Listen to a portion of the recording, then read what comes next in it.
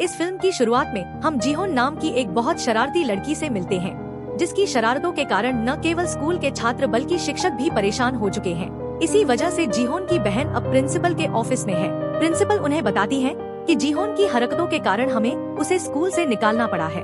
यह सुनकर उसकी बहन चिंतित हो जाती है और प्रिंसिपल से अनुरोध करती है कि आखिरी बार जीहोन को माफ कर दिया जाए, लेकिन प्रिंसिपल उसकी बात नहीं सुनती और जीहोन को स्कूल से निकाल दिया जाता है। जीहोन तो बहुत खुश थी, आखिरकार उसे इस जेनुमा स्कूल से छुटकारा मिल रहा था। घर आते ही वह एक ऐसे स्कूल की तलाश में लग जाती है जहाँ कोई नियम न हो। काफी खोजने के बाद उसे ऐसा एक स्कूल मिल जाता है जहाँ उसके जैसे लड़ाई और बदमाशी करने वाले बच्चे पढ़ते थे।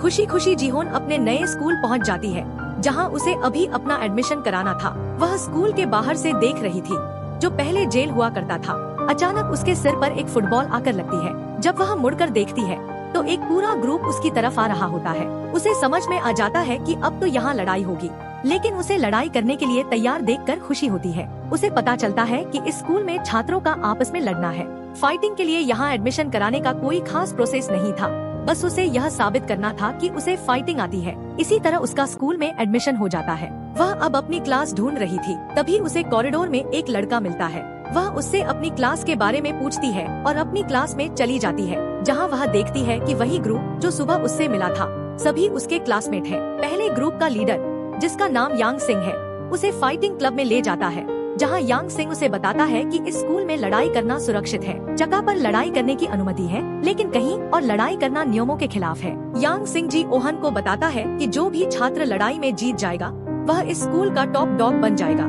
इसका मतलब है कि वह इन सभी फाइटर्स का नेता बन जाएगा और उसके पास कई अधिकार होंगे। यह जानकर जी ओहन को अच्छा लगता है और वह भी टॉप डॉग बनना चाहता है। यांग सिंह उसे बताता है कि इसके लिए उसे पहले सभी छात्रों से लड़ना होगा, फिर स्कूल के 3 चैंपियंस को हराने के बाद उसे ढियान हुसे से लड़ना होगा, जो स्कूल का सबसे ताकतवर फाइटर है और जिसे आज तक कोई नहीं हरा पाया। जी ओहन को जिन 3 चैंपियंस से लड़ना है, उनमें से एक चांग सिंह है, जिसे वह कमजोर समझता है। इसलिए वह सबसे पहले चांग सिंह को लड़ाई के लिए चुनौती देता है, लेकिन चांग सिंह उसे लड़ाई करने से मना कर देता है। इस दौरान चांग सिंह का ग्रुप आ जाता है और जी ओहन को देखकर उसे बुली करने लगता है।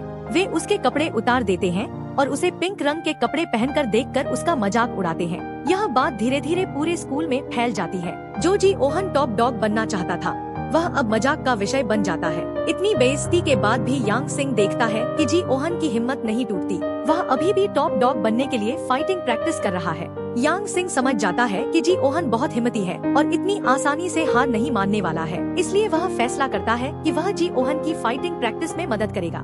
वह उसे चांग सिंह के फाइटिंग क्लब में ले जाता है और उसकी फाइटिंग दिखाता है। जी ओहन नोटिस करता है कि चांग सिंह देखने में कमजोर है, लेकिन उसकी फाइटिंग स्किल्स बहुत अच्छी हैं। वह आसानी से अपने अच्छे मूव्स की वजह से अपने प्रतिद्वंद्वी को हरा देता है।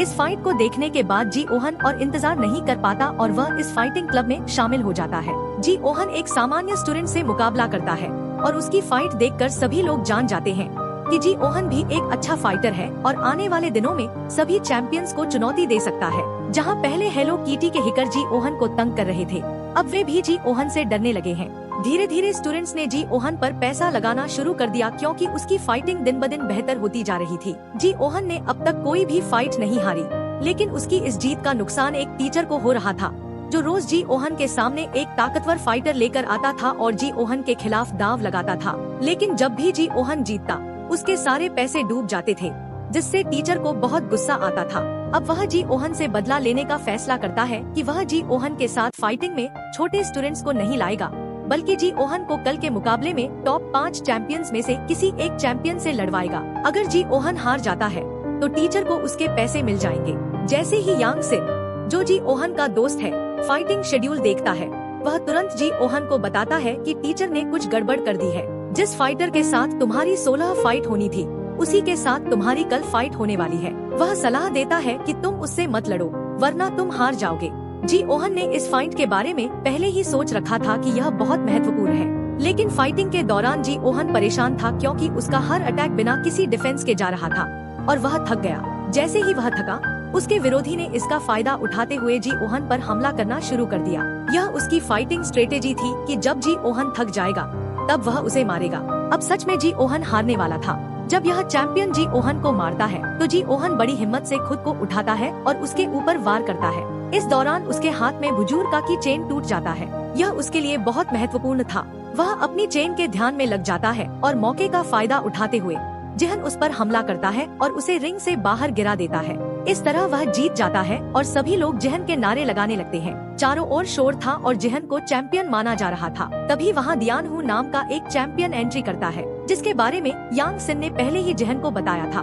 वह हाल ही में स्कूल का टॉप चैंपियन था, लेकिन कुछ दिनों से वह स्कूल नहीं आ रहा था। सभी को लगता था कि शायद किसी बुरी लड़ाई के कारण वह घायल है और इसलिए स्कूल नहीं आ रहा। दियान हू अब जिहन से लड़ना चाहता था, लेकिन चाक सिंह जो दूसरे नंबर का चैंपियन है उसे समझाता है कि ऐसा न करे, क्योंकि यह स्कूल के नियमों के खिलाफ है। दियान हू फिलहाल उसकी बात मान लेता है, क्योंकि अब चुनावी लड़ाई भी होने वाली थी। चुनावी लड़ाई दियान हू और चाक सिंह के बीच होनी थी, जो टॉप 2 फाइटर्स थे, और दियान हू इस महत्वपूर्ण लड़ाई को जीतना चाहता था। इस लड़ाई को देखने के लिए पूरा स्कूल इकट्ठा होता है। पूरा स्कूल का लीडर फिर से वही बन गया था, जिससे अन्य छात्र उसकी ग्रुप में आने लगे थे। यहाँ तक कि जियोहन का बेस्ट फ्रेंड यांग सिंह भी दियान हू के ग्रुप में चला गया था। उसकी ग्रुप में होने के कारण यांग सिंह को यह खबर मिलती है कि दियान हू जियोहन से लड़ने की योजना बना रहा है, और यह बात यांग सिंह के लिए काफी खतरनाक थी, क्योंकि वह अभी भी जियोहन को अपना दोस्त मानता था। इसलिए वह उसके पास जाकर उसे चेतावनी देता है कि इससे पहले कि दियान हू तुम्हें कोई नुकसान पहुंचाए, तुम्हें स्कूल छोड़ देना चाहिए। यांग सिंह ने जियोहन को अपना टॉप दोस्त बना लिया था और उसे अपना लीडर मान लिया था। वह स्कूल के लिए नए नियम बनाता है और फिर छात्रों को अंडरग्राउंड फाइटिंग की अनुमति दे देता है। इसी के साथ यह कहानी समाप्त होती है।